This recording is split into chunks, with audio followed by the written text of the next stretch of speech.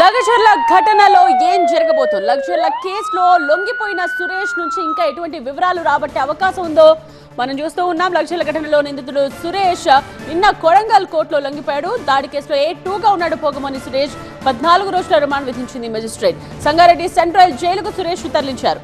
Unstoppable గా సాగుతున్న Lagacharla episode లో ప్రతి అప్డేట్ వెరీ ఇంట్రెస్టింగ్ గా మారుతోంది. కలెక్టర్ పై దాడి, ఆ వెంటనే పట్నం అరెస్ట్, రిమాండ్ రిపోర్ట్ లో KTR పేరు, ఇక ఆ తరువాత గులాబీ నేతల వ్యతిరేక గళం, అటు హస్త నేతల ఆగ్రహం, ఇలా ఒక్కటేంటి పక్కా కమర్షియల్ ఎలిమెంట్స్ ఉన్న ఈ ఇష్యూ ఢిల్లీకి వెళ్లి రీసౌండ్ చేస్తూ ఉంటే లేటెస్ట్ గా ప్రధాన నిందితుడు భోగమోని సురేష్ లొంగిపోవడంతో కేసు కీలక మలుపు తిరిగింది.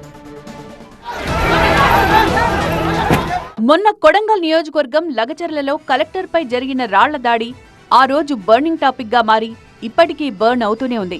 ఓవైపు అరెస్టులు, మరోవైపు పరామర్శలు, ఇంకోవైపు ఢిల్లీలో బాధితుల ఫైటింగ్. ఇష్యూ ఇలా నడుస్తుండగా లేటెస్ట్ గా ప్రధాన నిందితుడు లొంగిపోవడంతో కేసు కీలక మలుపు తిరిగింది. A2గా ఉన్న భోగమోని సురేష్ కొడంగల్ కోర్టులో సరెండర్ అయ్యారు. కోర్టు 14 రోజుల జ్యుడిషియల్ రిమాండ్ విధించడంతో సంగారెడ్డి జైలుకు తరలించారు.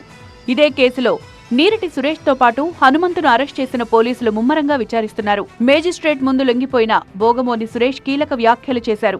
ప్రశ్నించే గొంతుని ఎవరూ ఆపలేరు, రైతుల కోసం మళ్లీ తిరిగొస్తా, పోరాటం కొనసాగిస్తానన్నారు. ప్రశ్నించే గొంతులకు సంఖ్యలు వేస్తే ఖచ్చితంగా రైతుల పక్షాన మళ్ళీ వచ్చి ప్రశ్నిస్తా. ఇక లగచర్ల ఘటనపై NHRCకి ఫిర్యాదు చేశారు బీజేపీ ఎంపీ ఈటెల రాజేందర్. కస్టడీలో రైతులపై 3rd డిగ్రీ ప్రయోగిస్తున్నారంటూ ఫిర్యాదులో పేర్కొన్నారు. ఆ 8 నెలల పాటు ఉద్యమం నడిపినటువంటి వాళ్ళందరినీ కూడా ఐడెంటిఫై చేసి జైల్లో వాళ్ళు పోలీసులు తీసుకుపోయి 3rd డిగ్రీ ప్రయోగించారు. ఈ కాలు మీద ముగ్గురు కూర్చున్నారట పోలీసులు, ఇది కాలు మీద ముగ్గురు కూర్చున్నారట. ఆ టైర్ల రబ్బర్తో కట్టినటువంటి వాళ్ళ 3rd డిగ్రీ వాడేటువంటి వాటితోటి బలవంతంగా గుంజుకోవద్దని, మా భూములు మాకు కావాలని చెప్పి అడిగినందుకు. ఇటు రెండో రోజు కూడా ఢిల్లీలోనే ఉన్నారు లగచర్ల బాధితులు. రాష్ట్రపతి ద్రౌపది ముర్మును కలిసే వరకు ఢిల్లీని వీడది లేదంటున్నారు. తమ గోడు వినిపించాల్సిందే, భూములను కాపాడుకోవాల్సిందే అంటున్నారు.